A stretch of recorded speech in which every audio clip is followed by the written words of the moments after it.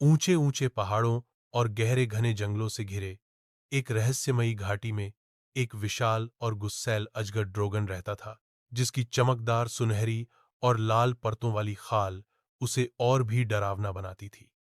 उसकी आग उगलती सांसों से पूरा जंगल दहल उठता था और उसकी गरजती आवाज सुनकर आसपास के गांवों में लोग खिड़कियां और दरवाजे बंद कर लेते थे।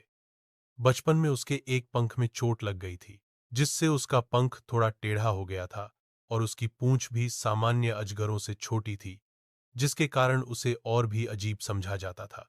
अक्सर अन्य अजगर उसे कमजोर और बेकार मानते थे और इंसान भी उसके अलग दिखने पर ताने कसते थे, जिससे ड्रैगन के दिल में क्रोध और दुहक का तूफान उठता रहता था। वह अकेले ही आसमान में उड़ता, पहाड़ों की चोटियों से जंगल के नजारे देखता और अपनी आग उगलने की शक्ति से खुद को मजबूत महसूस करता। लेकिन उसके भीतर एक खालीपन भी था, जिसे वह किसी से बांट नहीं पाता था।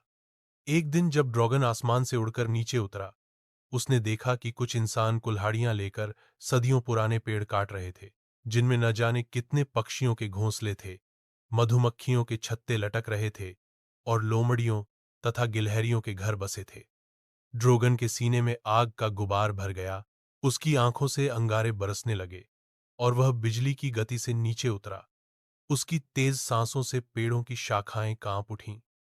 तुम लोग क्यों मेरे घर को उजाड़ रहे हो? उसकी दहाड़ से आसमान गूंज उठा। इंसानों के हाथ कांपने लगे, कुछ डर से बेहोश भी हो गए। एक आदमी, जिसने अपने हाथ में कुल्हाड़ी पकड़ी थी, हिम्मत जुटाकर बोला, महाराज, हमारे घर में सर्दी लग रही है।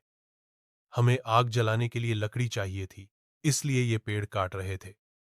ड्रैगन का दिल तो पसीज गया, लेकिन उसकी आंखों में आंसू और गुस्सा एक साथ उमड़ पड़े।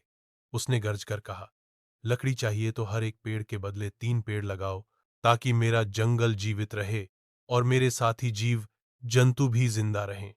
जंगल केवल इंसानों का घर नहीं, यह हर जीव का घर है। इंसानों ने सिर झुकाकर माफी मांगी और वादा किया कि वे ऐसा ही करेंगे। और इसके बाद ड्रैगन ने अपनी एक लंबी सांस ली और धीरे धीरे उसका गुस्सा शांत हुआ। मगर उस दिन के बाद भी उसका गुस्सा पूरी तरह खत्म नहीं हुआ, क्योंकि उसने अपने जीवन में कई बार देखा था कि इंसान अपने स्वार्थ के लिए जंगल और जीवों को नुकसान पहुंचाते हैं। इसलिए ड्रैगन ने ठान लिया कि वह जंगल का रक्षक बनेगा और जब भी कोई उसके घर पर हाथ डालेगा, वह अपनी आग उगलती सांसों से सबको याद दिलाएगा कि जंगल किसी एक का नहीं, बल्कि सबका है। गांव के लोग उसे अब गुस्सैल ड्रैगन कहकर बुलाते थे, उस अजगर को जो हर जीव जंतु की आवाज बन गया था, जो हर परिंदे के घोंसले, हर गिलहरी के घर और हर मधुमक्खी के छत्ते के लिए अपनी जान झोंक सकता था। वह अब सिर्फ एक डरावना अजगर नहीं था, बल्कि एक ऐसा रक्षक बन गया था, जिसकी गरजती आवाज जंगल की आत्मा बन गई थी।